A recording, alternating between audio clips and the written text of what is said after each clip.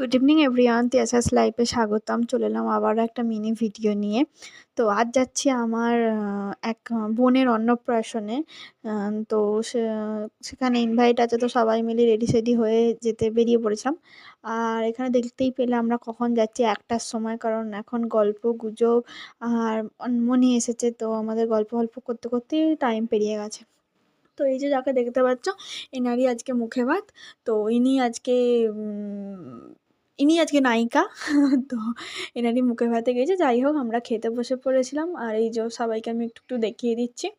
আর খাবারে হয়েছিল ঝুরি ভাজা, ভাত, সবজি, ডাল, শাকের তরকারি, আর এঁচোড় চিংড়ি, মাছের কালিয়া, আর বাকি যা চাটনি, পাঁপড়, মিষ্টি, পায়েস যেগুলো থাকে সবই, আইসক্রিম।